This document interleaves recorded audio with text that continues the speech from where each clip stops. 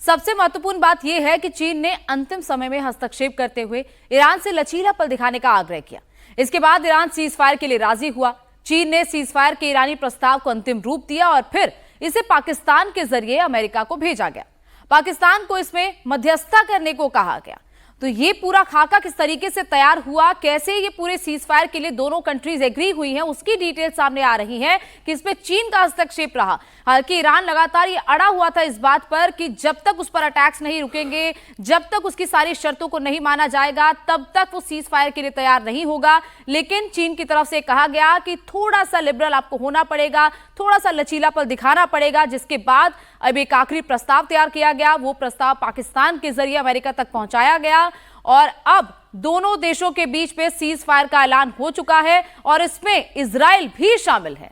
अब cease fire के ऐलान से दुनिया भर के शेयर बाजार में रौनक आई है। दुनिया के करीब करीब सभी शेयर बाजार में आज बढ़त देखने को मिली है।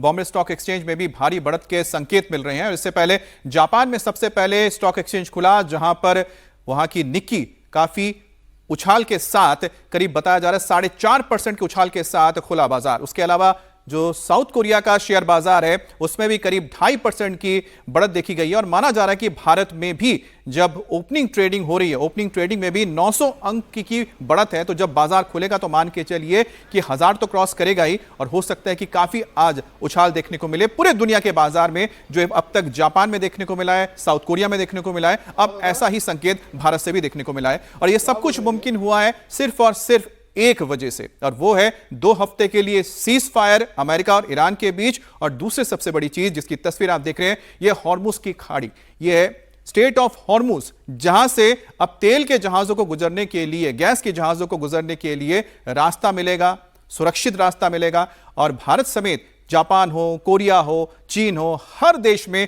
अब यहां से तेल के जहाज, टैंकर्स लौट पाएंगे, पहुंच पाएंगे। और तेल की जो कमी अब तक खल रही थी पूरे दुनिया के अंदर, उस पर कई हद तक, काफी हद तक लगाम लगेगा।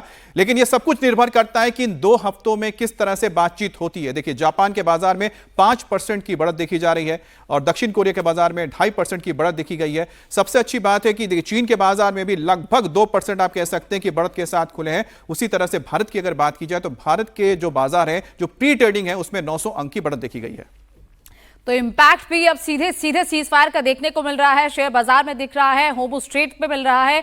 और एक और बड़ी खबर आपको बता दें, मिडिल ईस्ट में सीज फायर के ऐलान के बाद कच्चे तेल के दाम में भारी गिरावट दर्ज की गई है। शुरुआती खबरों में अभी अंतर्राष्ट्रीय बाजार में क्रूड के दाम में करीब $18 प्रति बैरल कमी आई है। क्रूड के दाम जो लगातार बढ़ रहे थे, जो लगभग $110 प्रति बैरल से भी ऊपर जा रहे थे, वो अब लगातार घटना शुरू हो गए हैं। और ये कि बड़ी गिरावट देखी गई है कच्चे तेल के दाम में, $18 प्रति बैरल। अगर इसी तरीके से सीज फायर चलता रहा, 2 हफ्ते तक ये सीज फायर कामयाब रहता है और उसके बाद भी अगर युद्ध पर विराम लगता है या फिर सीज फायर कंटिन्यू रहता है, तो कच्चे तेल के दाम में और कमी आ सकती है। फिलहाल $92 प्रति बैरल पर ये कच्चे तेल के दाम इस वक्त स्टेबल दिखा रहे हैं।